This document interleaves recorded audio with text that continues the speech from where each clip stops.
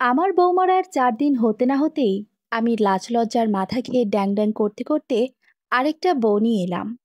আমি মনে মনে খুব করে চাইতাম ইতি মারা যাক, কারণ ইতিকে আমার একটুও পছন্দ নয়। মায়ের পছন্দের ওপর না বলার ক্ষমতা আমার ছিল না, তাই না বলতে পারিনি। মেয়েটি কালো হলেও দেখতে মায়াবী ছিল। মাথায় ছিল লম্বা চুল, হাসলে মনে হতো মুক্ত ঝরছে। তবে শিক্ষা দীক্ষা তেমন ছিল না। আমার বন্ধুদের বউরা কত মডার্ন, কত শিক্ষিত, আর সেখানে আমার বউ একটা গেঁয়ো ভূত। আমি যতবার নামাজ পড়তাম আল্লাহকে বলতাম, আল্লাহ, এই মূর্খ মহিলার থেকে আমাকে মুক্তি দাও। এতে মারা যাওয়ার পর আমার মধ্যে শোকের লেশমাত্র ছিল না, বরং বুকের উপর থেকে যেন বিশাল একটা পাথর নেমে গেল। লোকে আমার দিকে আর চোখে তাকাচ্ছিল, কানাঘুষা করছিল, কিন্তু তাতে আমার কিচ্ছু যায় আসে না। সমাজ বা লোকের কথা ভেবে নিজের জীবনটা তো আর নষ্ট করতে পারি না। ইতির সাথে আমার বিয়ের দিনটা আজও মনে আছে। মা যখন বললেন, বাবা, তোর জন্য একটা মেয়ে দেখেছি, লক্ষ্মী, সংসারী, আর রূপে লক্ষ্মী গুণে সরস্বতী। আমি মায়ের মুখের দিকে তাকিয়েছিলাম, ভেবেছিলাম আমার মতো একজন শিক্ষিত, আধুনিক মনস্ক ছেলের জন্য মা নিশ্চয়ই মানানসই কাউকে খুঁজেছেন। কিন্তু ইতিকে প্রথম দেখার দিনই আমার সব স্বপ্ন ধুলোয় মিশে গিয়েছিল। শ্যামলা গায়ের রং, সাধারণ সুতির শাড়ি পরা একটা মেয়ে মাথা নিচু করে বসেছিল। তার মধ্যে আভিজাত্যের ছিটেফোঁটাও ছিল না, শুধু চোখ দুটো ছিল অসম্ভব মায়াবী, আর চুলগুলো ছিল কোমর ছাড়িয়ে যাওয়া মেঘের মতো কালো। আমার বন্ধুরা যখন তাদের স্ত্রীদের নিয়ে কফি শপে, রেস্তোরাঁয় বা আধুনিক পার্টিতে যেত, আমি তখন লজ্জায় এদিকে নিয়ে বের হতে পারতাম না। একবার এক বন্ধুর জন্মদিনের পার্টিতে ওকে নিয়ে গিয়েছিলাম। আমার সব বন্ধুদের স্ত্রীরা দামি শাড়ি, সালোয়ার কামিজ আর হাল ফ্যাশনের পোশাকে সজ্জিত। তাদের মুখে অনর্গল ইংরেজি, কত ধরনের আলোচনা। আর আমার ইতি, সে এক কোণে জড়সড় হয়ে বসেছিল। কেউ কিছু জিজ্ঞেস করলে শুধু মাথা নাড়ছিল আর মৃদু হাসছিল। সেই হাসিটা সুন্দর ছিল, কিন্তু সেই পরিবেশে বড্ড বেমানান লাগছিল। আমার বন্ধু রাহুলের স্ত্রী একজন ডাক্তার। ইতির দিকে তাকিয়ে বাঁকা হেসে আমাকে জিজ্ঞেস করেছিল, কিরে অনি, তোর বউ কথা বলে না নাকি? কোন গ্রাম থেকে তুলে এনেছিস? সেই রাতে আমার লজ্জায় মাথা কাটা গিয়েছিল। বাড়ি ফেরার পথে আমি ইতির সাথে একটা কথাও বলিনি। ও হয়তো আমার মনের অবস্থা বুঝতে পেরেছিল। গাড়িতে সারা পথ মাথা নিচু করে বসেছিল। বাড়ি ফিরে আমি যখন রাগে গজগজ করতে করতে নিজের ঘরে যাচ্ছিলাম, ও পেছন থেকে আস্তে করে ডেকেছিল, শুনছেন?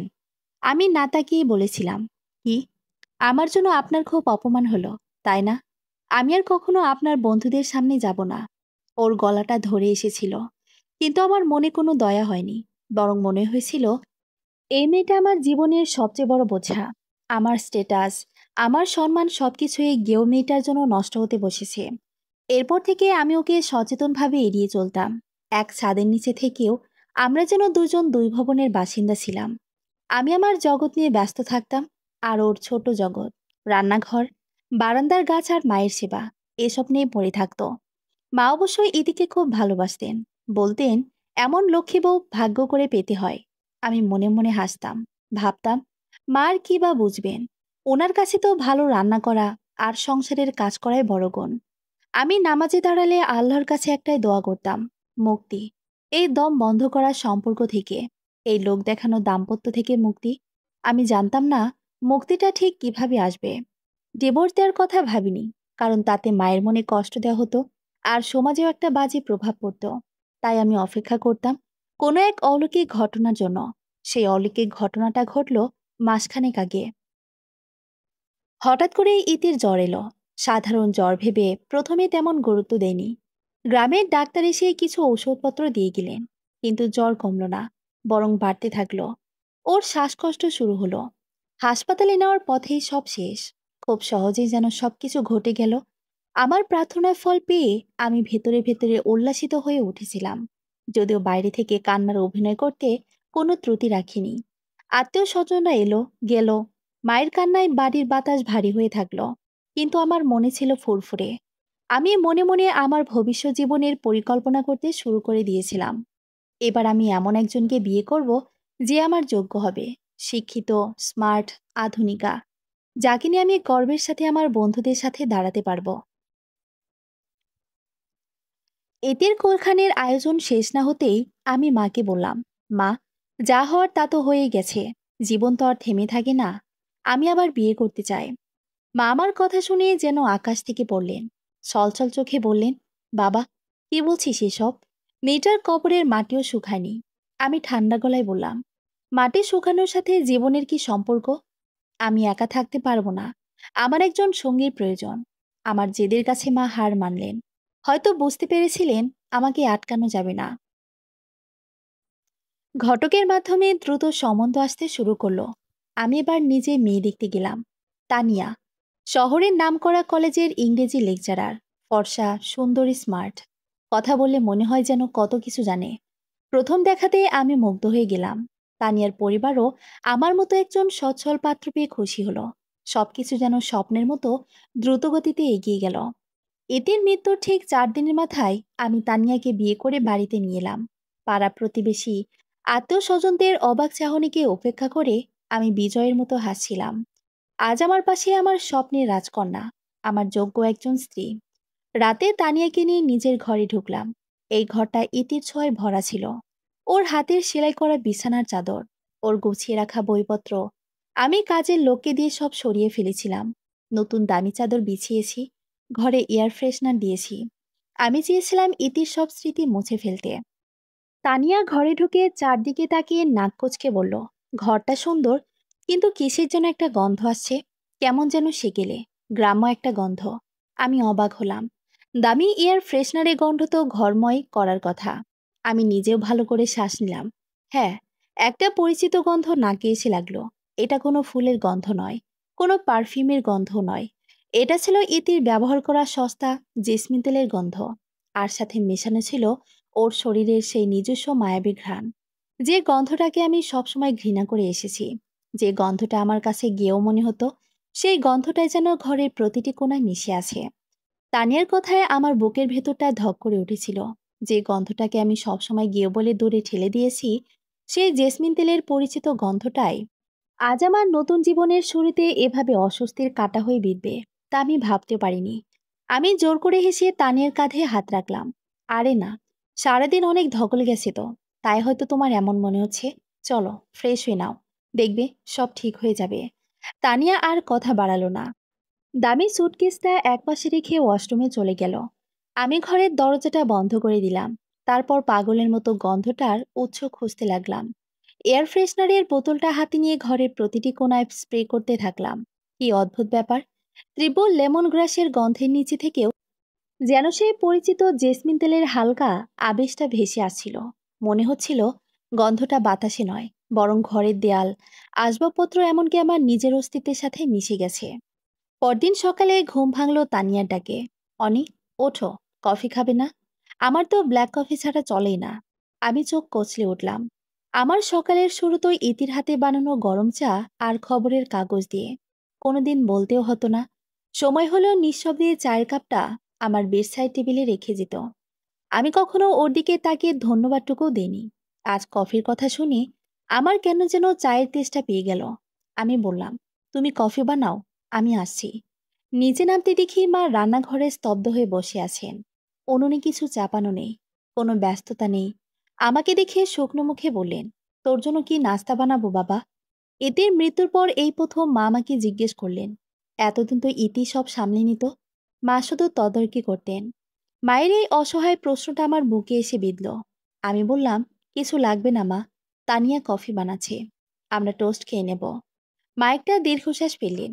সেই দীর্ঘশ্বাসের মধ্যে আমি ইতির জন্য হাহাকার শুনতে পেলাম। আমার অস্বস্তি হতে লাগলো। এই বাড়িতে ইতির ছায়া বড্ড বেশি প্রকট। তানিয়া রান্নাঘরে এসে মায়ের সাথে সৌজন্যমূলক দুই একটা কথা বলল। তারপর কফি মেকার আর টোস্টার কোথায় আছে জানতে চাইল। আমাদের বাড়িতে কফি মেকার কোনোদিন ব্যবহারই হয়নি। ধুলো পড়া বাক্সটা স্টোররুম থেকে বের করতে হলো। তানিয়া নাক ছিটকে বলল, তোমরা এসব ব্যবহার করো না? কি আশ্চর্য! সকালের নাস্তা টেবিলে পরিবেশটা ছিল থমথমে। তানিয়া তার দামি ফোনটায় কিছু একটা দেখতে দেখতে কফিতে চমক দিচ্ছিল। মা এক পাশে বসেছিলেন। আমি বুঝতে পারছিলাম আমার স্বপ্নের মডার্ন জীবনযাত্রা এবারে সহজ সরল পরিবেশের সাথে খাপ খাচ্ছে না। এটির পৃথিবী ছিল এই বাড়িটা, এর প্রতিটি মানুষ, প্রতিটি জিনিস। আর তানিয়ার পৃথিবীটা ছিল এ বাড়ির বাইরে। দুপুরে তানিয়া ঘোষণা করলো, আমি দুপুরে খাবো না, আমার ডায়েট চলছে। তাছাড়া বিকেলে আমার ফ্রেন্ড সার্কেলের একটা গেট টুগেদার আছে। আমাকে সেখানে যেতে হবে। তুমিও রেডি থেকো। আমার বন্ধুদের সামনে যাওয়ার কথা শুনে এক মুহূর্তের জন্য আমি খুশি হয়েছিলাম। এই তো সেই জীবন যা আমি চেয়েছিলাম। এমন একজন স্ত্রী যা কিনা আমি গর্বের সাথে সবার সামনে যেতে পারবো।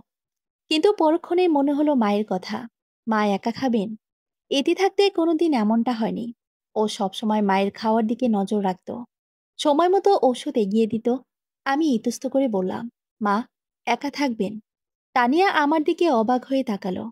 একা থাকবেন মানে? উনি তো বড় মানুষ। তাছাড়া কাজের লোক তো আছেই। সব ব্যাপারে এত সেকেলে চিন্তা করলে কিভাবে হবে অনি? সেকেলে? এই শব্দটা তানিয়ার মুখ থেকে শুনে আমার বুকের ভেতরটা আবার ফাঁকা হয়ে গেল। এই একই শব্দটা আমি ইতিকে মনে মনে হাজারবার বলেছি। আজ অন্যের মুখে শুনে কেন এত খারাপ লাগছে? বিকেলে তানিয়ার সাথে বের হলাম। ও একটা দামি ওয়েস্টার্ন ড্রেস পরেছিল, সাথে হালকা মেকআপ। ওকে অপূর্ব লাগছিল। আমার বন্ধুরা সবাই ওকে দেখে মুগ্ধ হয়ে গেল। রাহুলের স্ত্রী, সে সেদিন এদিকে দেখে ব্যঙ্গ করেছিল। সে আজ তানিয়ার সাথে এমনভাবে কথা বলছিল যেন তারা কতদিনের পরিচিত। সবাই তানিয়ার শিক্ষা, স্মার্টনেস আর কথা বলার ধরনের প্রশংসা করছিল। আমি গর্বে মাথা উঁচু করে বসেছিলাম। আমার বহুদিনের স্বপ্ন আজ সত্যি হয়েছে। কিন্তু এই আনন্দ আর গর্বের মাঝেও কোথায় যেন একটা কাটা খচখচ করছিল। বন্ধুরা যখন নিজেদের দাম্পত্য জীবনের মজার মজার গল্প করছিল, আমার তখন বারবার মনে পড়ছিল ইতির কথা। মনে পড়ছিল ওর সেই কোণে জড়সড় হয়ে বসে থাকা আর মৃদু হাসিটা। সেই হাসিটা সেদিন আমার কাছে লজ্জার কারণ ছিল। আজ কেন জানি সেই হাসি মুখটাই বারবার চোখের সামনে ভাসছিল। বাড়িতে ফিরতে বেশ রাত হলো। তানিয়া পার্টি নিয়ে খুব উত্তেজিত ছিল। গাড়িতে সারা পথ বন্ধুদের জীবনযাত্রা, তাদের ফ্যাশন, তাদের সাফল্যের গল্প করে গেল। আমি শুধু হুহা করেই যাচ্ছিলাম। আমার মনটা পড়েছিল বাড়িতে। মায়ের কথা মনে হচ্ছিল। উনি কি খেয়েছেন? ওষুধ নিয়েছেন? বাড়ি ফিরে দেখি মা নিজের ঘরে শুয়ে পড়েছেন। সারা বাড়ি অন্ধকার, নিস্তব্ধ। এই নিস্তব্ধতা আমার কাছে খুব অচেনা লাগলো। এটি থাকলে এতক্ষণে নিশ্চয়ই বারান্দায় আলো জ্বেলে আমার জন্য অপেক্ষা করত। আমি ফিরলে জিজ্ঞেস করত, খেয়ে এসেছেন? আমি হয়তো কোনো উত্তর দিতাম না, কিন্তু তার ওই অপেক্ষাটুকুর মধ্যে যে একটা আশ্রয় ছিল, তা আমি আজ প্রথম অনুভব করলাম। নিজের ঘরে এসে তানিয়া কাপড় বদলাতে গেল। আমি বিছানায় বসলাম। ঘরটা আগে থেকে অনেক বেশি সাজানো গোছানো, অনেক বেশি আধুনিক, কিন্তু বড্ড প্রাণহীন। এদের সেই সস্তা জেসমিন তেলের গন্ধটা আর নেই। দামি এয়ার ফ্রেশনারের তীব্র গন্ধটাই এখন ঘরের একমাত্র পরিচয়। কিন্তু আমার মন কেন যেন সেই গেও গন্ধটার জন্য আকুল হয়ে উঠল। হঠাৎ কি মনে হতে আমি পুরনো কাঠের আলমারিটা খুললাম। তানিয়ার দামি শাড়ি আর পোশাকের ভিড়ে একটি আলমারিটা বড্ড বেমানান। ও কয়েকবার বলেছে এটা ফেলে দিয়ে একটা মডার্ন ওয়ারড্রব বানাতে। আমি আলমারির নিচে ড্রয়ারটা টানলাম, যেটা আমি খুব একটা ব্যবহার করতাম না। কিছু পুরনো কাগজপত্র, সার্টিফিকেটের ফাইলের স্তূপ। সেগুলো সরাতে একটা লাল রঙের কাপড় মোড়ানো ডায়েরি চোখে পড়ল। ডায়েরিটা হাতে নিতেই আমার হৃৎপিণ্ডটা থমকে গেল। এটা ইতির ডায়েরি। আমি কম্পিত হাতে ডায়েরিটা খুললাম। অগোছালো, কাঁচা হাতে লেখায় ভরা পাতাগুলো। প্রথম পাতায় লেখা, আমার পৃথিবী। আমি পাতা উল্টাতে লাগলাম, ভয়ে ভয়ে, এক অজানা আশঙ্কায়। একটা পাতায় এসে আমার চোখ আটকে গেল। তারিখটা ছিল রাহুলের জন্মদিনের পার্টি ঠিক পরের দিনের। এতে লিখেছিল, আজ ওনার মন খারাপ। আমার জন্য উনি বন্ধুদের কাছে অনেক লজ্জা পেয়েছেন। আমি আসলে একটা গেয়ভূত। আমি ওনার যোগ্য নই। আমি অনেক চেষ্টা করি ওনার মতো হতে, কিন্তু পারি না। উনি যখন ইংরেজিতে কথা বলেন, আমি অবাক হয়ে শুনি। আমারও খুব ইচ্ছে করে ওনার সাথে তাল মিলিয়ে চলতে, কিন্তু আমার তো বিদ্যে বুদ্ধি নেই। আমি ঠিক করেছি আমি আর কখনো ওনার বন্ধুদের সামনে যাব না। আমি দূর থেকেই মানুষটাকে ভালোবাসবো। উনি ভালো থাকলেই আমার সুখ। আল্লাহ, তুমি আমার স্বামীকে অনেক বড় করো, অনেক সুখী করো। আমার জন্য যেন তার কোনো অসম্মান না হয়। ডায়েরিটা আমার হাত থেকে পড়ে গেল। আমার নিঃশ্বাস বন্ধ হয়ে আসছিল। আমি যাকে বোঝা ভেবে এসেছি, যার মৃত্যু কামনা করেছি, সে নীরবে আমার অসম্মানকে নিজের অসম্মান ভেবে নিজেকে গুটিয়ে নিয়েছিল। যার ভালোবাসার গভীরতা আমি কোনোদিন বুঝতেই পারিনি, আমার মুক্তি। আমার এই তথাকথিত মুক্তি আসলে কি?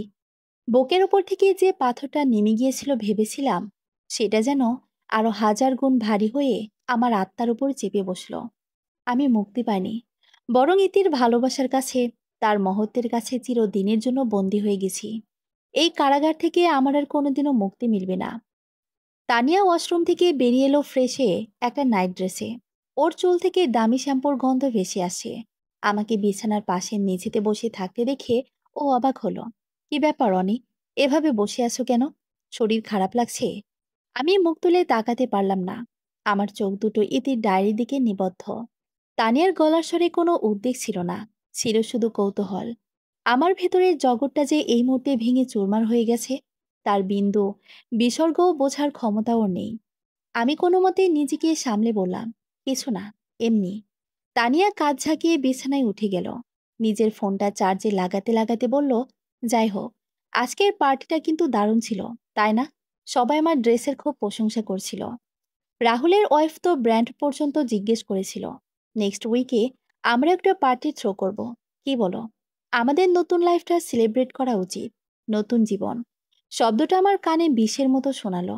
আমি যার মৃত্যুর উপর দাঁড়িয়ে আমার এই নতুন জীবন শুরু করেছি, তার ভালোবাসার গভীরতা জানতে পেরে আমার দম আটকে আসছিল। আমি কোনো উত্তর না দিয়ে উঠে দাঁড়ালাম। ইতির ডায়েরিটা সাবধানে তুলে নিয়ে আবার সেই ড্রয়ারে রেখে দিলাম। যেন আমার জীবনের সবচেয়ে মূল্যবান সম্পদ আমি লুকিয়ে রাখছি। সেদিন রাতে আমি ঘুমাতে পারলাম না। তানিয়া পাশে নিশ্চিন্তে ঘুমাচ্ছে, আর আমি খোলা চোখে ছাদের দিকে তাকিয়ে রইলাম। আমার চোখের সামনে শুধু ইতির কাঁচা হাতের লেখাগুলোই ভাসছিল। আমি দূর থেকে মানুষটাকে ভালোবাসবো, উনি ভালো থাকলেই আমার সুখ। কি অবলীলায়, কি সাংঘাতিক একটা কথা লিখে গেছে মেয়েটা।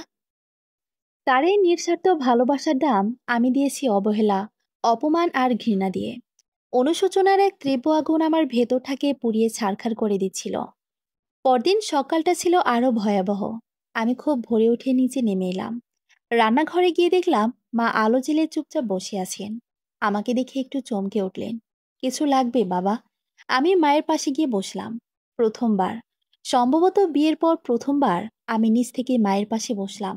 মৃদুস্বরে বললাম, মা, আমার জন্য একটু চা বানাবে? এটি যেমন বানাতো, আদা দিয়ে। আমার কথায় মা অবাক হয়ে আমার দিকে তাকালেন। তার চোখ দুটো ছলছল করে উঠল।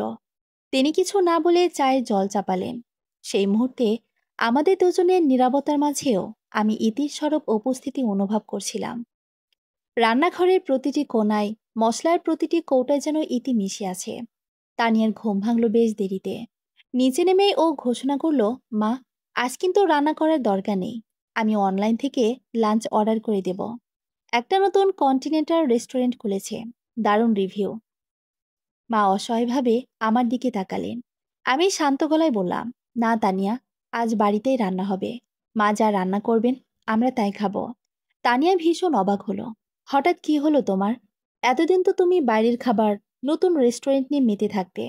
এখন হঠাৎ এই সেকেলে বাঙালি খাবার খাওয়ার শখ কেন? সেকেলে? আবার সেই শব্দটা কাল রাতে যে আমার বুকে ছুরি চালিয়েছিল, আজ সকালে তা আমার মধ্যে এক অদ্ভুত জিদের জন্ম নিল। আমি তানিয়ার চোখের দিকে সরাসরি তাকিয়ে বললাম, কারণ এটাই আমার বাড়ি তানিয়া, আর এ বাড়ির নিয়ম এটাই। আমার মা যা রান্না করেন সেটাই অমৃত। আমার গলার স্বরে এমন কিছু ছিল যা তানিয়াকে স্তব্ধ করে দিল। ও আর কথা বাড়ালো না, কিন্তু ওর চোখে মুখে একটা তীব্র অসন্তোষ এবং বিরক্তি ফুটে উঠেছিল, যা আমি স্পষ্ট পড়তে পারছিলাম। দুপুরে খাওয়ার টেবিলে সেই থমথমে পরিবেশটা আবার ফিরে এলো। মা যত্ন করে বেড়ে দিয়েছেন, আমি তৃপ্তি করে খাচ্ছি। কিন্তু তানিয়া কাঁটা চামচ দিয়ে প্লেটের ভাত নাড়াচাড়া করতে করতে বারবার ফোন দেখছিল। ওর এই আচরণটা আমার অসহ্য লাগছিল। বিকেলে তানিয়া আসল বোমাটা ফাটালো। বসার ঘরে এসে ও ল্যাপটপ খুলে একটা ইন্টেরিয়র ডিজাইনের সাইট দেখতে দেখতে বলল, অনি, আমি ভাবছিলাম এই বাড়িটাকে একটু রেনোভেট করা দরকার। বড্ড পুরনো ধাঁচের সব আসবাবপত্র, বিশেষ করে তোমাদের বেডরুমের ওই পুরনো কাঠের আলমারিটা, ওটা দেখলে আমার কেমন অস্বস্তি হয়। ওটাকে ফেলে দিয়ে একটা স্লাইডিং ডোরের মডার্ন ওয়ার্ড্রোব বানালে কেমন হয়? আমার হৃৎপিণ্ডটা ধক করে থেমে গেল। যে আলমারির ড্রয়ারে ইতির শেষ স্মৃতিচিহ্ন, তার একমাত্র ডায়েরিটা রাখা, সেটাকে ফেলে দেওয়ার কথা বলছে তানিয়া। আমি চেয়ার ছেড়ে উঠে দাঁড়ালাম। আমার সমস্ত সংযম হারিয়ে গেল। আমি প্রায় চিৎকার করে বললাম, না, ওই আলমারিতে হাত দেওয়া হবে না।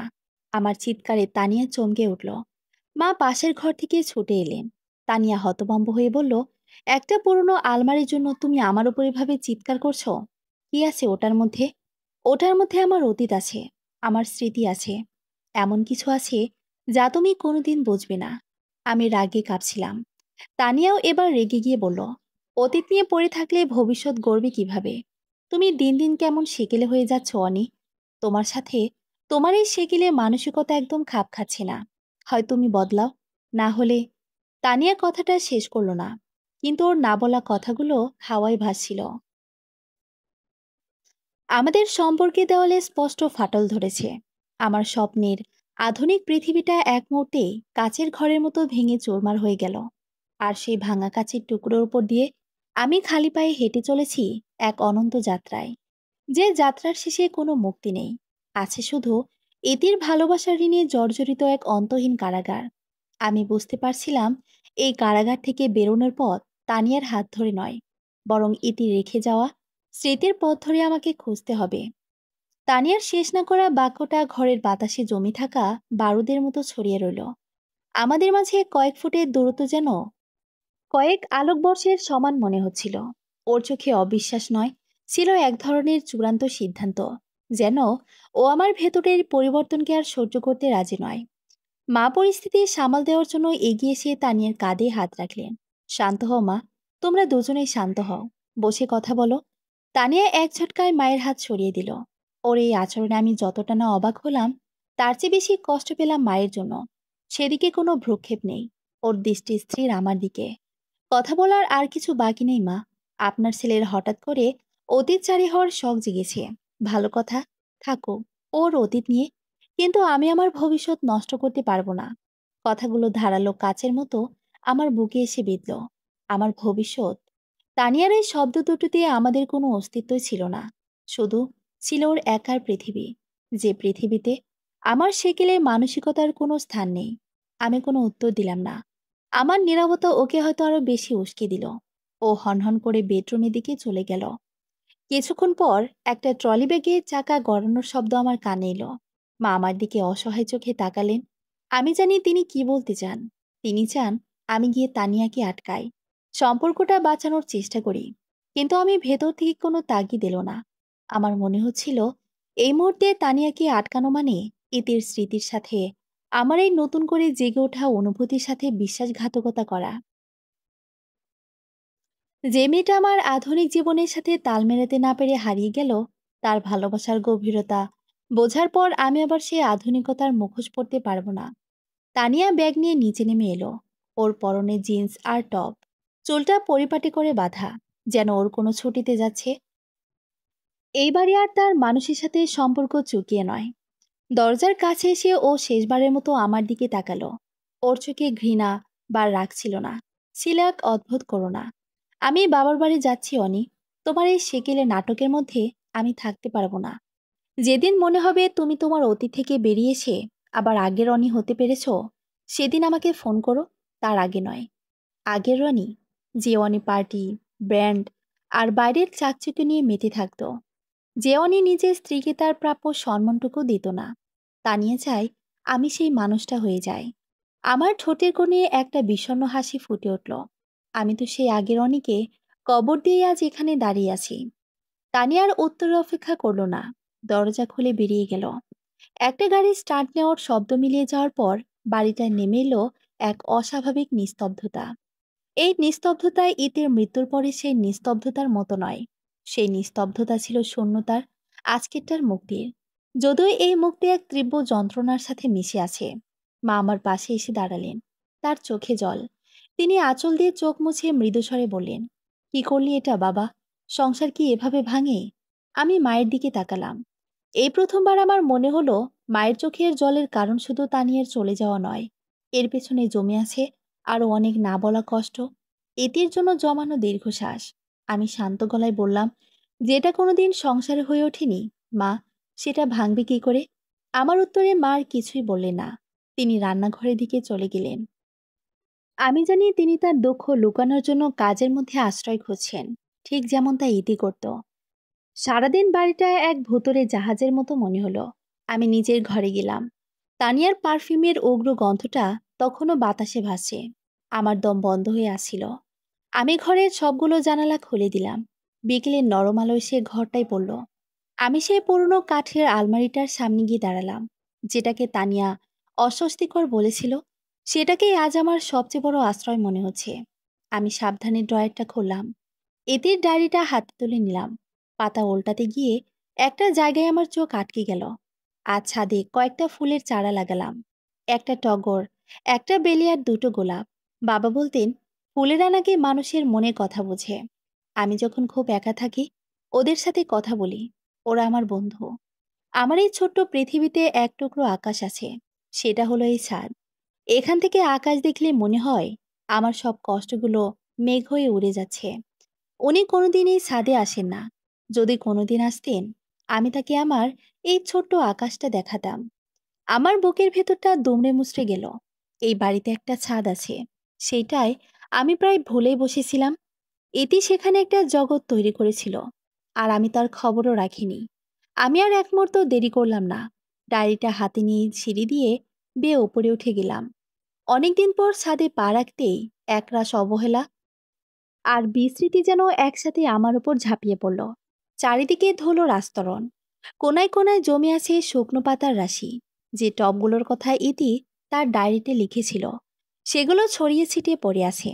কোনোটার মাটি ফেটে চৌচির, কোনোটা একপাশে কাত হয়ে পড়ে আছে। টগর গাছটা মরে কাঠ হয়ে গেছে। বেলের লতাটা শুকিয়ে দড়ির মতো শক্ত হয়ে গ্রিলের সাথে লেপ্টে আছে। শুধু দুটো গোলাপের গাছের মধ্যে একটাই প্রাণ ধুকপুক করছে। কয়েকটা ফ্যাকাশে সবুজ পাতা নিয়ে কোনো মতে টিকে থাকার লড়াই চালিয়ে যাচ্ছে। এই ছাদটা ইতির ছোট্ট পৃথিবী ছিল, তার এক টুকরো আকাশ। আর আমি, এবারের সবচেয়ে কাছের মানুষ হয়েও কোনোদিন সেই পৃথিবীতে পা রাখার প্রয়োজন বোধ করিনি। আমার বুকের ভেতরটা ফাঁকা হয়ে গেল। অনুশোচনার এক তীব্র স্রোত আমার শির দ্বারা বেয়ে নেমে গেল।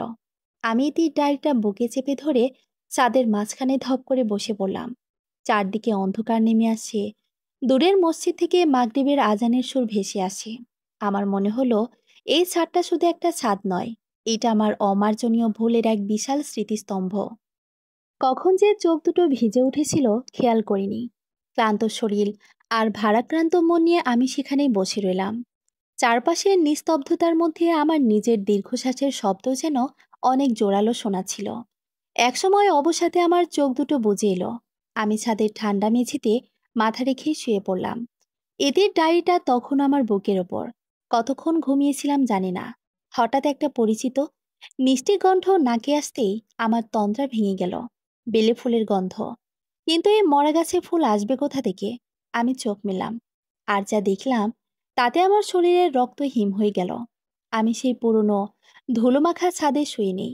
আমি শুয়ে আছি ফুলে ফুলে ভরা এক ছাদের ওপর। টবগুলো সব সার দিয়ে সাজানো। টগর গাছটা ফুলে সাদা হয়ে আছে। বেলি লতাটা সবুজ পাতায় ছেয়ে গিয়ে অজস্র ফুলের সম্ভার নিয়ে হাসছে। আর গোলাপ গাছ দুটোতে ফুল আছে, টুকটুকে লাল গোলাপ। পুরো ছাদটা যেন একটা নন্দনকানন। বিকেলের নরম আলোয় চারদিক ঝলমল করছে। আমার ঘোর কাটছিল না। আমি উঠে বসলাম। আমার পরনে সেই আগের পোশাকই আছে, কিন্তু চারপাশের সবকিছু বদলে গেছে। ঠিক তখনই আমি তাকে দেখলাম। ছাদের রেলিং ধরে দাঁড়িয়ে আছে ইতি। পরনে একটা আকাশিময়ের সুতির শাড়ি, চুলগুলো খোলা হাওয়ায় উড়ছে। তার মুখে কোনো বিষণ্ণতার ছাপ নেই, আছে এক অনাবিল প্রশান্তি। সে আমার দিকে ঘুরে তাকালো, আর তার ঠোঁটের কোণে ফুটে উঠল সেই হাসিটা, যে হাসিটা আমি তার বিয়ের অ্যালবামের ছবিতে ছাড়া আর কখনোই দেখিনি। অবাক হচ্ছ? তার গলার স্বর যেন বহুদূর থেকে ভেসে আসা কোনো চেনা সুর। আমি কোনো কথা বলতে পারলাম না। আমার গলা শুকিয়ে কাঠ। আমি কি স্বপ্ন দেখছি, নাকি আমার মনের ভুল? ইতি আমার দিকে এগিয়ে এলো। তার চলার ছন্দে কোনো জড়তা নেই। সে আমার সামনে এসে হাঁটু গেড়ে বসলো। আমার চোখের দিকে তাকিয়ে নরম গলায় বলল, আমি জানতাম তুমি একদিন আসবে আমার এই আকাশটা দেখতে। ওর হাতটা এগিয়ে এসে আমার গাল স্পর্শ করলো। বরফ শীতল একটা স্পর্শ, কিন্তু সেই শীতলতাতেও কি ভীষণ উষ্ণতা। আমার চোখ দিয়ে জল গড়িয়ে পড়ল। আমি কাঁপা কাঁপা গলায় বললাম, এতে তুমি? সে হাসল। আমি তো এখানেই আছি, অনেক সবসময় ছিলাম। তুমি তো অন্য জগতে ব্যস্ত ছিলে। আমি আর নিজেকে সামলাতে পারলাম না। ওর হাতটা ধরে ফেললাম। আমাকে ক্ষমা করে দাও ইতি। আমি বুঝতে পারিনি। আমি তোমাকে কোনোদিন বোঝার চেষ্টাই করিনি। যা হয়ে গেছে তার জন্য কষ্ট পেয়ে লাভ নেই। সে শান্তভাবে বলল, চলো আজ আমরা ঘুরতে যাই। সেই যাওয়াটা যেটা আমাদের কোনোদিন হয়ে ওঠেনি। ওর কথায় আমি সম্মোহিতের মতো মাথা নাড়লাম। ইতি উঠে দাঁড়ালো, আমার হাত ধরে টানলো, ওঠো। আমি উঠে দাঁড়ালাম। মনে হলো আমার শরীরে কোনো ভার নেই। আমি যেন পাখির পালকের মতো হালকা হয়ে গিয়েছি। ছাদ থেকে নামার সিঁড়িটা আর আগের মতো অন্ধকার স্যাঁতসেঁতে নেই। সিঁড়ি বেয়ে নামার সময় মনে হলো আমরা যেন মেঘের ওপর দিয়ে হেঁটে যাচ্ছি। বাইরে এসে দেখলাম রাস্তাঘাট সব ফাঁকা, কোনো কোলাহল নেই। একটা অদ্ভুত মায়াবী আলো চারদিকে। আমরা হাঁটতে শুরু করলাম। এতে আমার হাতটা শক্ত করে ধরে আছে। আমি ওর দিকে তাকালাম। এই প্রথম আমি ওকে মন দিয়ে দেখছিলাম। ওর চোখের কাজলে মিশে থাকা সরলতা, ওর ঠোঁটের কোণে ছোট্ট তিলটা, ওর কপালে উড়ে আসা অবাধ্য চুলের গোছা, সবকিছুই আমার কাছে নতুন মনে হচ্ছিল। আমরা একটা নদীর ধারে এসে পৌঁছালাম। একটা ছোট ডিঙ্গি নৌকা বাঁধা ছিল ঘাটে। এতে ইশারা করতেই নৌকার মাঝি আমাদের ডাকলো। আমরা নৌকায় উঠে বসলাম। নৌকাটা মাঝ নদীতে চলতে শুরু করলো। চারিদিকে ভীষণ নিস্তব্ধতা। জলের ছলাৎ ছলাৎ শব্দ ছাড়া আর কোনো আওয়াজ নেই। আকাশে পূর্ণিমার চাঁদ। চাঁদের আলোয় নদীর জল রূপোর পাতের মতো চকচক করছে। আমি এদের কাঁধে মাথা রাখলাম। সে আলতো করে আমার চুলে বিলি কেটে দিতে লাগলো। আমি চোখ বুজে সেই মুহূর্তটাকে অনুভব করার চেষ্টা করলাম। এই শান্তি, এই নির্ভরতা আমি আমার জীবনে আর কখনোই পাইনি। তোমার কি মনে আছে অনি? ইতি ফিসফিস করে বলল। বিয়ের পর আমি বলেছিলাম আমার খুব নৌকায় ঘুরতে ইচ্ছে করে। আমার মনে পড়ল বিয়ের কয়েকদিন পর কথাটা বলেছিল ইতি।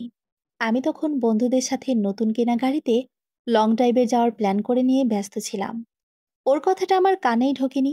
আজ সেই কথাটা মনে পড়তেই আমার ভেতরটা আবার অপরাধ বোধে দুমড়ে গেল। আমি খুব খারাপ স্বামী ছিলাম, তাই না? আমার গলা ধরে এলো। ইতি আমার দিকে তাকালো। তার চোখে কোনো অভিযোগ নেই, আছে গভীর মায়া। তুমি খারাপ ছিলে না অনি। তুমি শুধু হারিয়ে গিয়েছিলে। শহরের চাকচিক্য, আধুনিক জীবনের স্রোত তোমাকে ভাসিয়ে নিয়ে গিয়েছিল। তুমি তোমার ভেতরের আসল মানুষটাকে চিনতে পারোনি। কিন্তু এখন যে চিনেছি, তখন তুমিই তো নেই। আমি হতাশ হয়ে বললাম, কে বলল নেই? সে আমার হাতের উপর হাত রাখল। এই তো আছি, তোমার অনুভূতির মধ্যে, তোমার অনুশোচনার মধ্যে, তোমার ভালোবাসার মধ্যে। ভালোবাসা তো শরীরই নয় অনি, ভালোবাসা একটা অনুভূতি। তুমি আমাকে ভালোবাসতে শুরু করেছ, তাই আমি ফিরে এসেছি। নৌকাটা ঘাটে এসে ফিরল। আমরা নেমে এলাম। ফেরার পথে একটা ছোট মেলা বসেছে দেখলাম। এতে বাচ্চাদের মতো উচ্ছ্বসিত হয়ে উঠল। চলো, ওখানে যাই। মেলার ভিড়ে ইতি আমার হাতটা আরো শক্ত করে ধরল, যেন হারিয়ে না যায়। সে আমাকে টেনে নিয়ে গেল চুরির দোকানের সামনে। আমার জন্য নীল কাচের চুড়ি কিনবে? আমি এক বাক্যে রাজি হয়ে গেলাম।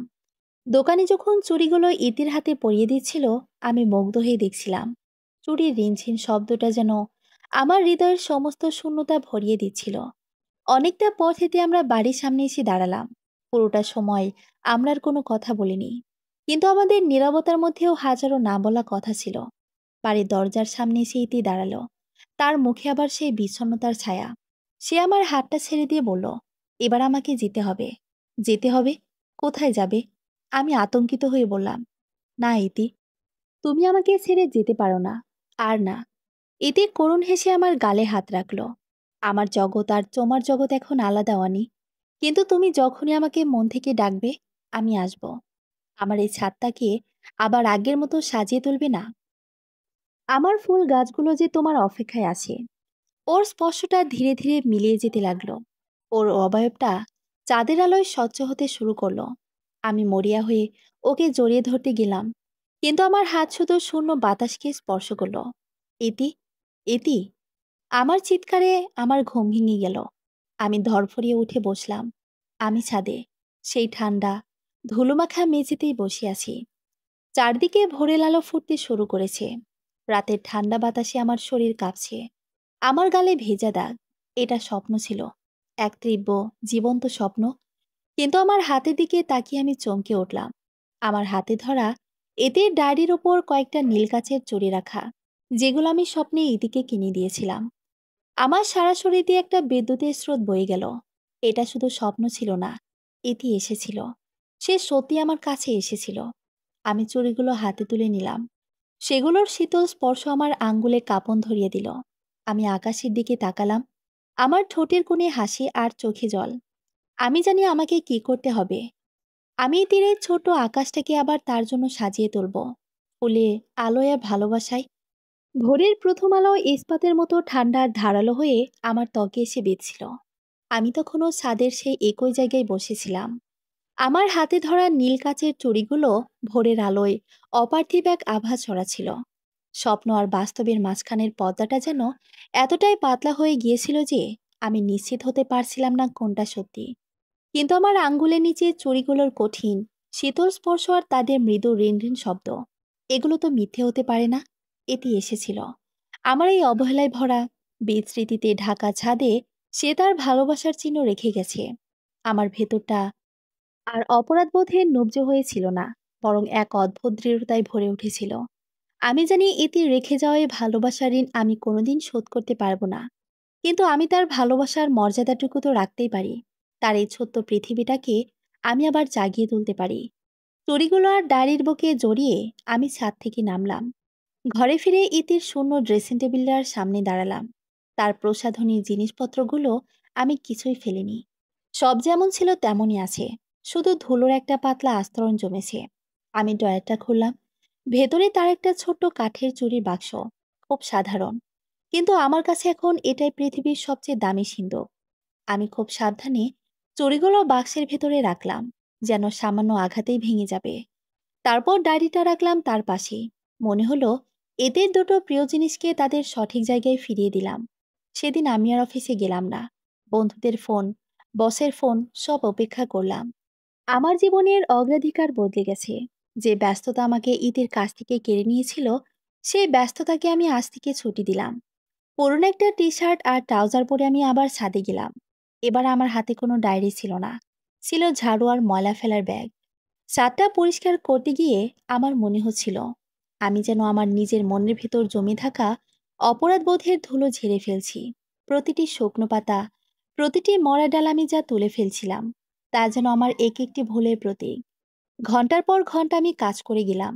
ঘামে আমার পুরো শরীর ভিজে গেল, কিন্তু আমার কোনো ক্লান্তি ছিল না। বরং শরীর যত ক্লান্ত হচ্ছিল, মন তত হালকা লাগছিল। দুপুরের মধ্যে ছাদটা পরিষ্কার হয়ে গেল। ভাঙ্গা টবগুলো একপাশে সরালাম, ভালোগুলোকে জড়ো করলাম। মরে কাঠ হয়ে যাওয়া টগর আর বেলি গাছ দুটোকে তুলে ফেলতে গিয়ে আমার বুকটা হু হু করে উঠল। মনে হলো আমি যেন ইতির স্মৃতির কঙ্কালটাকে সরাচ্ছি। কিন্তু পরক্ষণেই মনে হলো পুরনোকে বিদায় না দিলে নতুনের জায়গা হবে কি করে। বিকেলে আমি বের হলাম। গন্তব্য নার্সারি। যে আমি কোনোদিন গাছের নামও জানতাম না, সে আজ মাটির গন্ধ, সারের গন্ধ গায়ে মাখতে চলেছে। একটা বড় নার্সারিতে গিয়ে আমি যেন এক নতুন জগতে প্রবেশ করলাম। হাজারো রঙের ফুল, পাতার বাহার। আমি নার্সারির মালিক বয়স্ক এক লোকের কাছে গিয়ে ইতির ডায়েরিতে লেখা গাছগুলোর কথা বললাম। টগর, বেলি, গন্ধরাজ আর দুরকমের গোলাপ। ভদ্রলোক আমার কথা শুনে হাসলেন। বৌমার শখ বুঝি? আজকালকার ছেলেমেয়েরা তো এসবের ধার ধারে না। আমি কোনো উত্তর না দিয়ে মৃদু হাসলাম। আমার বুকের ভেতরটা মোচড় দিয়ে উঠল। উনি যদি জানতেন এই শখটা পূরণ করতে আমার কতটা দেরি হয়ে গেছে। আমি সপ্তাহে তরতাজা আর সতেজ চারাগুলো বেছে নিলাম। টগর ফুলের চারাটা হাতে নিতেই আমার মনে হলো এর সাদা পাপড়িতে ইতির হাসির আভা লেগে আছে। বেলিলতার নরম ডগাগুলো যেন আমার আঙ্গুল জড়িয়ে ধরে ইতির ভালোবাসার নির্ভরতা জানাচ্ছে। মাটি, সার, নতুন টব, সব কিনে যখন ফিরছি, তখন নিজেকে ভীষণ পরিপূর্ণ মনে হচ্ছিল। বাড়িতে ফিরে আমি আবার ছাদে চলে গেলাম। নতুন টবে মাটি ভরতে গিয়ে আমার মনে হলো আমি শুধু মাটি ভরছি না, আমি একটা নতুন সম্পর্কের ভিত্তি তৈরি করছি। এটির ডায়েরিটা পাশে খোলা রাখা। সে কিভাবে মাটি প্রস্তুত করত, কোন গাছের জন্য কেমন সার দিত, সব খুঁটিয়ে খুঁটিয়ে লেখা আছে। আমি তার নির্দেশ অক্ষরে অক্ষরে পালন করতে লাগলাম। প্রতিটি চারা যখন টবে রোপণ করছিলাম, আমি ফিসফিস করে বলছিলাম, এটা তোমার জন্য ইতি, তোমার টগর গাছ। এবার আর মরতে দেব না। আমার মনে হচ্ছিল ইতি যেন আমার পাশে দাঁড়িয়ে আছে। তার শীতল স্পর্শ আমার ঘাড়ে এসে লাগছে। তার কোমল গলার স্বর আমাকে বলে দিচ্ছে কোনটা কিভাবে করতে হবে। আমি যেন ঘোরের মধ্যে কাজ করে যাচ্ছিলাম। সন্ধ্যা নামার আগে আমার কাজ শেষ হলো। ছাদটা এখন আর মৃত নয়। সারি সারি নতুন টব, তাতে নতুন প্রাণের স্পন্দন। টবগুলোতে পানি দেওয়ার সময় আমার চোখ দুটো আবার ভিজে এলো। এই জল অনুশোচনার নয়, এই জল ভালোবাসার, এক নতুন সূচনার। ক্লান্ত শরীর নিয়ে আমি ছাদের মাঝখানে একটা মাদুর পেতে বসলাম। দূরের মসজিদ থেকে মাগরিবের আজান ভেসে আসে, ঠিক কালকের মতো। কিন্তু কালকের পরিবেশটা ভিন্ন। কাল ছিল শূন্যতা আর হাহাকার। আজ আছে আশার পূর্ণতা। আমি আকাশের দিকে তাকালাম। আমার মনে হলো এই ছাদটা আর শুধু ইটের আর কাঠামো নয়, এটা এখন আমার আর ইতির ভালোবাসার মন্দির, যে মন্দিরের আমি এখন একমাত্র পূজারী। হঠাৎ একটা দমকা বাতাস আমার চুলগুলোকে এলোমেলো করে দিয়ে গেল। আর সেই বাতাসের সাথে ভেসে এলো এক পরিচিত মিষ্টি গন্ধ, বেলি ফুলের গন্ধ। আমি চমকে চারদিকে তাকালাম। বেলি লতার চারাটা তো সবে লাগিয়েছি, ওতে তো ফুল ফোটার প্রশ্নই আসে না। আর ঠিক তখনই আমি শব্দটা শুনলাম, খুব মৃদু কিন্তু স্পষ্ট। রিন ঝিনঝিন, নীল কাচের চুরির শব্দ। শব্দটা আমার খুব কাছ থেকে আসে। কেউ যেন আমার পাশে এসে দাঁড়িয়েছে। আমি চোখ বন্ধ করলাম। আমার ঠোঁটের করে হাসি ফুটে উঠল। আমার গাল বেজে জল গড়িয়ে পড়ল। তা ছিল পরম শান্তির। আমি জানি এটি এখানেই আছে, আমার পাশে। আমার এই নতুন করে সাজানো ছোট্ট পৃথিবীতে সে আবার ফিরে এসেছে। সে হয়তো আর আগের মতো শরীরে অবয়বে আসবে না, কিন্তু তার অস্তিত্ব আমি আমার প্রতিটি নিঃশ্বাসে অনুভব করতে পারবো। তার ভালোবাসার সৌরভ এই ফুলের গন্ধে মিশে থাকবে। তার উপস্থিতির শব্দ এই চুড়ির রিনঝিনে বেজে উঠবে। আমি চোখ না খুলেই ফিসফিস করে বললাম, দেখেছ ইতি, আমি তোমার আকাশটাকে আবার সাজিয়ে দিয়েছি। এখন থেকে রোজ বিকেলে আমরা এখানে একসাথে সূর্য ডোবা দেখব, তুমি আর আমি। বাতাসে বেলি ফুলের গন্ধটা আরো তীব্র হলো। চুরির শব্দটা যেন আমার কথার উত্তরে সম্মতি জানিয়ে বেজে উঠল। বাইরে রাতের শহরটা নিয়ন আলোয় ঝলমল করছে, কিন্তু তানিয়ার ভেতরটা একাকিত্বের অন্ধকারে ডুবে আছে।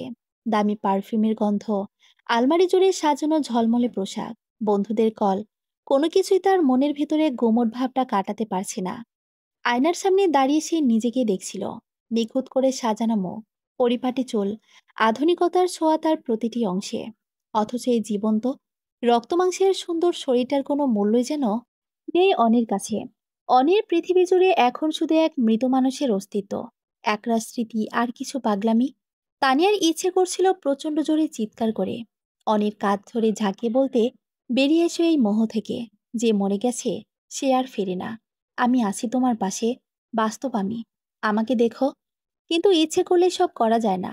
মরে গিয়েও ইতি নামের মেয়েটা যেন আরো বেশি শক্তিশালী হয়ে উঠেছে। বেঁচে থাকতে যে মেয়েটা ছিল বাড়ির এক কোণে পড়ে থাকা আসবাবের মতো, যার উপস্থিতি বা অনুপস্থিতিতে অনেক কিছু যেতে আসতো না, সে মেয়েটাই আজ মৃত্যুর পর অনেক পুরো সত্তা জুড়ে আসন গিরে বসেছে। তানিয়ার কাছে এটা শুধু অসহ্য নয়, অপমানজনকও বটে। গত কয়েকদিন ধরে অনির পাগলামি চরমে উঠেছে। আজ সকালেও তানিয়া দেখেছে, কফি হাতে বারান্দায় দাঁড়িয়ে অনির ছাদের দিকে তাকিয়ে ফিসফিস করে কথা বলছে, তোমার বেলি গাছটায় নতুন পাতা এসেছে ইতি, দেখেছ? কে দেখবে? কাকে বলছে অনি এসব? এই শূন্যতাকে সম্বোধন করার দৃশ্যটা তানিয়ার বুকের ভেতর রাগের আগুন চালিয়ে দেয়। যে ব্যস্ততার অজুহাতে অনি কোনোদিন ইতির দিকে ফিরেও তাকায়নি, আজ সেই ব্যস্ততাকে অনায়াসে ছুটি দিয়েছে সে এক মৃত মানুষের জন্য। অফিসের ফোন আসে, বস নিজে ফোন করে, কিন্তু অনির কোনো ভ্রুক্ষেপ নেই। তার নতুন জগৎ এখন এই ছাদ, কিছু গাছপালার ইতির ডায়েরি। এই বিরক্তিকর পরিস্থিতি থেকে মুক্তি পেতেই তানিয়া আজকাল পার্টিতে বেশি যায়, বন্ধুদের সাথে আড্ডা দেয়। কিন্তু যত বেশি বাড়ির কোলাহলে নিজেকে ডোবানোর চেষ্টা করে, বাড়ির নিস্তব্ধতায় ফিরে আসার পর তার ভেতরে শূন্যতা তত বেশি করে চেপে ধরে। অনের এই উদাসীনতা, এই পাগলামি তার মনের শান্তি কেড়ে নিয়েছে। আজ আর সহ্য করতে না পেরে তানিয়া সোজা শাশুড়ির ঘরে গেল। অনির মা জায়নামাজে বসে তসবি পড়ছিলেন, তার মুখেও গভীর উদ্বেগের ছাপ। তানিয়াকে দেখে তিনি একটা লম্বা দীর্ঘশ্বাস ফেললেন। কিছু বলবে মা? মা, অনিকে নিয়ে আমার খুব চিন্তা হচ্ছে। ও কি পাগল হয়ে গেল? সারাদিন ছাদে কি করে? একা একা কথা বলে, হাসে। কাল রাতে নাকি ছাদের মাদুর পেতে শুয়েছিল। আমার ভয় করছে মা। তানিয়ার গলায় কেবল বিরক্তি নয়, কিছুটা ভয়ও মিশেছিল। অনির্মা চোখ মুছলেন, তার স্বরটা ধরে এলো, আমি কি বলবো বৌমা? আমার নিজেরই তো বুকটা ফেটে যাচ্ছে। ছেলেটা আমার এমন ছিল না। এদের জন্য ওর মনে যে এত মায়া ছিল, তা তো আমরা কেউ আগে বুঝিনি। ও বেঁচে থাকতে যদি এ ভালোবাসার এক ফোঁটাও দেখাতো, তাহলে হয়তো মেয়েটা এভাবে অভিমানে কষ্ট পেয়ে মরে যেত না। কথাটা তানিয়ার বুকে তীরের মতো বিঁধল। তাহলে সবাই এটাই মনে করে অনির অবহেলার কারণে ইতি মরেছে, আর এখন অনি সেই অপরাধবোধ থেকে এসব করছে। এই ভাবনাটা তানিয়ার জ্বালা আরো বাড়িয়ে দিল। এটা ভালোবাসা নয়, এটা অনির অপরাধবোধের বিকৃত প্রকাশ। এটা ভালোবাসা না মা, এটা ওর গিল্ট। আর এই গিল্ট থেকে ওকে নিজেকে কষ্ট দিচ্ছে, আমাদেরও কষ্ট দিচ্ছে। এভাবে চলতে পারে না। কোনো উত্তর না দিয়ে অনির্মা কেবল ফ্যালফ্যাল করে তাকিয়ে রইলেন, তার চোখে অপারগতার ছাপ। তানিয়ার এক মুহূর্ত দাঁড়ালো না, সিদ্ধান্ত নিয়ে ফেলল আজের একটা হ্যাস্তন্যস্ত করতে হবে। সে হনহন করে সিঁড়ি বেয়ে ছাদের দিকে উঠতে লাগলো। ছাদের দরজার কাছে পৌঁছাতেই সে অনির গলা শুনতে পেল, তোমার গন্ধরার গাছটা খুব চিন্তায় আছে ইতি। ওর পাতাগুলো কেমন নেতিয়ে পড়ছে। ডায়েরিতে তো লিখেছিলে ওকে ছায়ায় রাখতে হয়, আমি তো তাই রেখেছি। তাও কেন এমন করছে বলো তো? তানিয়ার মাথায় রক্ত চড়ে গেল। সে এক ঝটকায় দরজা খুলে ছাদে প্রবেশ করলো। দেখল একটা গন্ধরাজ গাছের টবের সামনে উবু হয়ে বসে আছে অনি। তার পরনে একটা পুরনো টি শার্ট, পায়ে কাদা লেগে আছে। সে গাছের পাতা ধরে এমনভাবে কথা বলছে যেন তার সামনে সত্যি কেউ দাঁড়িয়ে আছে। অনি, তানিয়ার চিৎকারে অনি চমকে উঠে তাকালো। তার চোখে মুখে রাজ্যের শান্তি, যেন সে খুব প্রিয় কারো সাথে কথা বলছিল। আর তানিয়া সে ছন্দপতন ঘটিয়েছে। কি হয়েছে, চিৎকার করছো কেন? অনির শান্ত গলা তানিয়ার রাগে ঘি ঢালল। কি হয়েছে? তুমি জিজ্ঞেস করছো কি হয়েছে? কি করছো তুমি এসব? অফিস যাচ্ছ না, কারো ফোন ধরছো না, দিনরাতে মরা গাছ আর গাছপালা নেই পড়ে আছো। পাগল হয়ে গেছো তুমি? অনি উঠে দাঁড়ালো।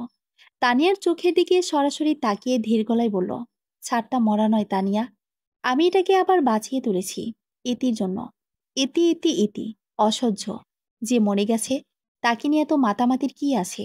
ও মরে গেছে অনি, এটা মেনে নাও। ও আর কোনোদিন ফিরবে না তোমার এই বাগানের যত্ন নিতে, তোমার সাথে কথা বলতে।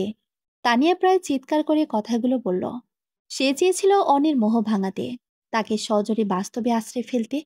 কিন্তু অনির মুখে কোনো ভাবান্তর হলো না, বরং তার ঠোঁটের কোণে এক অদ্ভুত করুণার হাসি ফুটে উঠল। সে তানিয়ার দিকে কয়েক পা এগিয়ে এসে বলল, তুমি ভুল ভাবছো তানিয়া, ইতি এখানেই আছে। ও কোথাও যায়নি। কোথায়? কোথায় আছে? আমি তো কাউকে দেখতে পাচ্ছি না। তানিয়া মরিয়া হয়ে চারদিকে তাকালো। তুমি দেখতে পাবে না, অনেক ফিসফিস করে বলল, কারণ তুমি ওর শত্রু। ওর থেকে ওর ভালোবাসার মানুষটাকে কেড়ে নিয়েছ। ওই বাতাসে মিশে আছে, ওই ফুলের গন্ধে মিশে আছে। হঠাৎ একটা দমকা বাতাস এসে অনির চুলগুলো এলোমেলো করে দিল। আর ঠিক সেই মুহূর্তে তানিয়ার নাকে একটা মিষ্টি গন্ধ এসে লাগলো, বেলে ফুলের গন্ধ। কিন্তু ছাদে তো কোনো বেলে ফুল ফোটেনি, চারাগুলো যে একদম ছোট। আর তখনই শব্দটা হলো রিন ঝিনঝিন, খুব মৃদু কিন্তু স্পষ্ট কাচের চুরির শব্দ। তানিয়ার শরীরে কাঁটা দিয়ে উঠল। সে চমকে অনির দিকে তাকালো। অনির চোখ দুটো বন্ধ, মুখে পরম তৃপ্তির হাসি, যেন সে এই শব্দটা শোনার জন্যই অপেক্ষা করছিল। শুনেছ? অনি চোখ না খুলেই ফেলল। সে সম্মতি জানালো, ও এখানেই আছে, আমার পাশে। তানিয়ার মনে হলো তার পায়ের তলার মাটি সরে যাচ্ছে। এটা অনির কল্পনা, নাকি সত্যি কিছু ঘটছে? তার যুক্তিবাদী মন বলছে সবটাই অনির মনের ভুল। কিন্তু এই অলৌকিক পরিবেশ, এই ফুলের গন্ধ, এই চুরির শব্দ, এগুলো সে অস্বীকার করবে কি করে? সে আর এক মুহূর্ত ছাদে দাঁড়াতে পারল না। পরাজিত, বিধ্বস্ত অবস্থায় সে প্রায় ছুটে নিচে নেমে এলো। নিজের ঘরে এসে দরজা বন্ধ করে সে হাঁপাতে লাগলো। তার মনে হচ্ছিল সে একটা অদৃশ্য প্রতিপক্ষের সাথে লড়াই করছে, যে লড়াইয়ে তার জেতার কোনো সম্ভাবনাই নেই। এতে মরে গিয়েও জিতে গেছে। সে অনেকে এমনভাবে বেঁধে ফেলেছে যেখান থেকে তানিয়ার মতো কোনো জীবন্ত মানুষ তাকে ফেরাতে পারবে না। আয়নায় নিজের প্রতিবিম্বের দিকে তাকিয়ে তানিয়ার চোখ ফেটে জল এলো। তার এত সাজ, এত রূপ, এত ভালোবাসা, সবই একটা অদৃশ্য ছায়ার কাছে অর্থহীন। সে অনেক জীবনের মন্দির থেকে বিতাড়িত। আর সেই মন্দিরের একমাত্র মালিক এখন ইতি। তানিয়ার মনে হলো এই বাড়িতে তার নিঃশ্বাস বন্ধ হয়ে আছে। এখানে প্রতিটি কণায়, প্রতিটি বাতাসে শুধু ইতির স্মৃতি, ইতির অস্তিত্ব। হয় তাকে এই অস্তিত্বকে মেনে নিতে হবে, অথবা এবারই এই সম্পর্ক ছেড়ে চিরদিনের মতো চলে যেতে হবে। কোনটা করবে সে? লড়াই নাকি আত্মসমর্পণ? উত্তরটা তার নিজেরও জানা নেই। ছাদ থেকে প্রায় ছুটে নেমে আসার পর তানিয়ার মনে হচ্ছিল তার শরীরের সমস্ত শক্তি নিঃশেষ হয়ে গেছে। নিজের ঘরে এসে সে আয়নার সামনে ধপ করে বসে পড়ল। আয়নায় তার বিধ্বস্ত প্রতিবিম্ব, কিন্তু তানিয়ার চক্ষু ছিল অন্য কিছু। কোনো ছায়া, কোনো অবয়ব, কিন্তু কিছু নেই। ঘরটা শান্ত, নিস্তব্ধ। অথচ একটু আগে ছাদে সে যা অনুভব করেছে তা কোনোভাবে মন থেকে মুছতে পারছিল না। বেলি ফুলের তীব্র সুভাষ, কাচের ছুরি সেই রিনঝিন শব্দ, এগুলো কি শুধুই মনের ভুল? অনির শান্ত তৃপ্ত মুখটা মনে পড়তে তানিয়ার বুকের ভেতরটা জ্বলে পড়ে গেল। এটা কোনো ভালোবাসা নয়, এটা অপরাধবোধ নয়, এটা এক ধরনের ভয়ঙ্কর অধিকারবোধ। এতে মরে গিয়ে অনেকে যেভাবে নিজের করে নিয়েছে, বেঁচে থাকতে তার হাজার ভাগের এক ভাগও পারেনি। তানিয়া এক জীবন্ত উষ্ণ শরীর নিয়েও সে অদৃশ্য ছায়ার কাছে পরাজিত। পরের কয়েকটা দিন পরিস্থিতি আর ভয়াবহ হয়ে উঠল। অনি এখন ছাদ থেকে নামেই না প্রায়। তার মা খাবার নিয়ে গেলে সে দুটো প্লেটে খাবার বেড়ে নেয়, একটা নিজের জন্য, আরেকটা পাশের শূন্য জায়গাটার জন্য। ফিসফিস করে বলে, আজ তোমার পছন্দের পুঁইশাক রান্না হয়েছে ইতি, মা তোমার জন্য করেছেন। অনির মা নীরবে চোখের জল ফেলেন আর খাবার রেখে চলে আসেন। একদিন রাতে তানিয়ার ঘুম ভেঙে গেল হাসির শব্দে। প্রথমে সে ভাবল ভুল শুনছে, কিন্তু না, ছাদ থেকে ভেসে আসছে অনির হাসির শব্দ। একা একা কেউ এভাবে হাসতে পারে? তানিয়া ভয়ে, আশঙ্কায় সিঁড়ির দিকে এগিয়ে এলো। চাঁদের আলোয় এক অদ্ভুত দৃশ্য দেখল সে। অনি মা ধরে বসে আছে আর তার পাশে হাত নেড়ে নেড়ে কথা বলছে, হাসছে, যেন তার পাশে সত্যি কেউ বসে আছে আর দারুণ কোনো গল্পে সে মেতে উঠেছে। এই দৃশ্যটা তানিয়ার সেই ধৈর্যের বাঁধ ভেঙে দিল। সে বুঝতে পারল এই লড়াইয়ের কোনো স্থান নেই। সে এখন একজনের সাথে লড়ছে যার কোনো অস্তিত্ব নেই, অথচ যার ক্ষমতা অসীম। পরদিন সকালে তানিয়া ব্যাগ গোছাতে শুরু করলো। তার কোনো কান্না আসছিল না, কেবল এক ধরনের শূন্যতা আর মুখ তাকে গ্রাস করছিল। অনির মা এসে তার হাত ধরেছিলেন, যেও না বৌমা, ওকে একা ফেলে যেও না, ও ঠিক হয়ে যাবে। তানিয়া তার ছেলের হাসি হেসেছিল। ও কি ঠিক হবে মা? আপনার ছেলে তো আর একা নেই, সে তার জগৎ খুঁজে নিয়েছে। সেই জগতে আমার কোনো জায়গা নেই, আমি আর পারছি না। শেষবারের মতো সে ছাদে গিয়েছিল অনির সাথে কথা বলতে। অনি তখন একটা নতুন কেনা কাচের চুড়ির বাক্স হাতে নিয়ে বসেছিল, লাল সবুজ চুড়ি। সে শূন্যে হাত বাড়িয়ে এমনভাবে চুড়িগুলো পরানোর ভঙ্গি করছিল যেন কারো হাত ধরে আছে। অনি, তানের গলাটা কেঁপে উঠল, আমি চলে যাচ্ছি। অনি তার দিকে তাকালো, কিন্তু তার চোখে কোনো আকুতি ছিল না, ছিল না কোনো অবাক হওয়ার চিহ্ন, যেন সে এটাই প্রত্যাশা করছিল। সে শান্তভাবে বলল, ইতি খুব কষ্ট পেয়েছে তানিয়া, তুমি ওকে অনেক কষ্ট দিয়েছ। ও চায় না তুমি এখানে থাকো।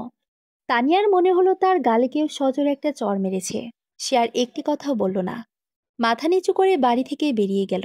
পেছনে পড়ে রইল একটা সংসার, কিছু স্মৃতি আর এক পরাজিত ভালোবাসা। তানিয়া চলে যাওয়ার পর অনির পাগলামি যেন নতুন মাত্রা পেল। সে এখন সবার সামনে ইতির সাথে কথা বলে। বাড়ির লোকেরা, প্রতিবেশীরা তাকে দেখে অদ্ভুত চোখে তাকায়, আড়ালে হাসাহাসি করে। অনির মার সহ্য করতে না পেরে কয়েকজন আত্মীয়র সাহায্য নিয়ে এক নামকরা মনোরোগ বিশেষজ্ঞ ডক্টর আহমেদের কাছে অনেকে নিয়ে গেলেন। ডক্টরের চেম্বারটা খুব শান্ত গোছানো, দেওয়ালে নামি দামি ডিগ্রি ঝোলানো। ডক্টর আহমেদ চশমার ফাঁক দিয়ে তীক্ষ্ণ চোখে অনেকে পর্যবেক্ষণ করছিলেন। কেমন আছেন অনি? খুব নরম গলায় তিনি জিজ্ঞেস করলেন। অনি হাসল, সেই অদ্ভুত শান্ত হাসি। আমি খুব ভালো আছি ডক্টর, আমার আসলে এখানে আসার কোনো দরকারই ছিল না, মা জোর করলেন তাই এলাম।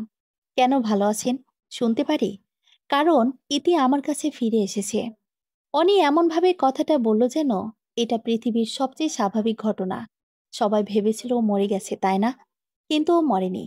ও প্রতিদিন আমার কাছে আসে, আমরা একসাথে আমাদের বাগানটার যত্ন নিই।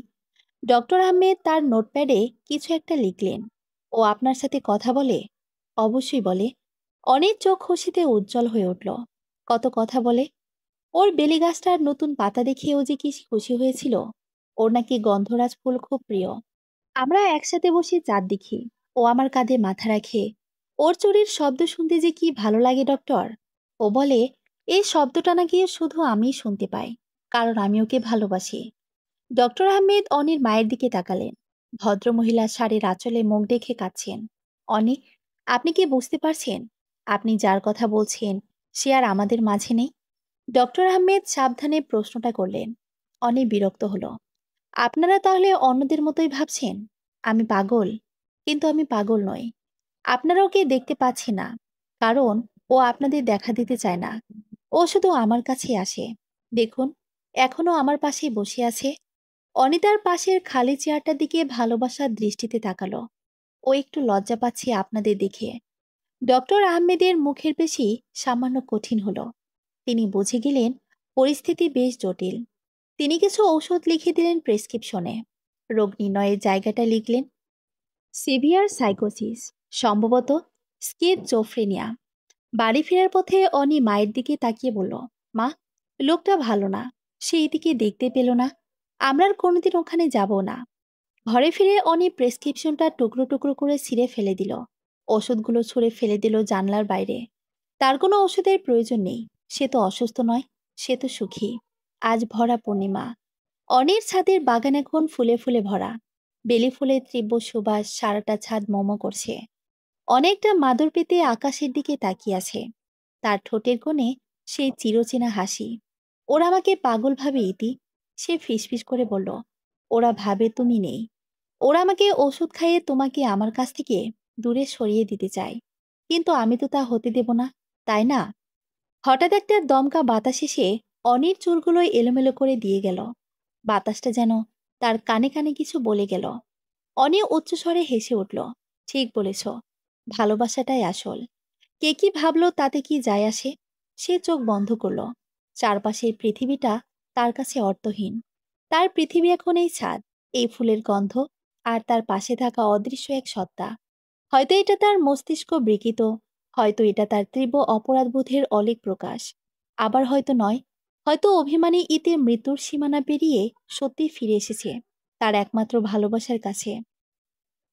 এমন এক রূপে যা সাধারণ চোখে দেখা যায় না। বাইরের জগতের কাছে অনি একজন সম্পূর্ণ পাগল, কিন্তু তার নিজের জগতে সে একজন সফল প্রেমিক, যে তার ভালোবাসার মানুষকে সব বাধা পেরিয়ে নিজের কাছে ফিরিয়ে আনতে পেরেছে। চারিদিক নিস্তব্ধ, শুধু বাতাস ভেসে বেড়াচ্ছে বেলি ফুলের মাদকতাময় সুবাস। আর তার সাথে মিশে আছে খুব মৃদু কিন্তু স্পষ্ট একটা শব্দ, রিন ঝিনঝিন, কাচের চুরির শব্দ। সমাপ্ত।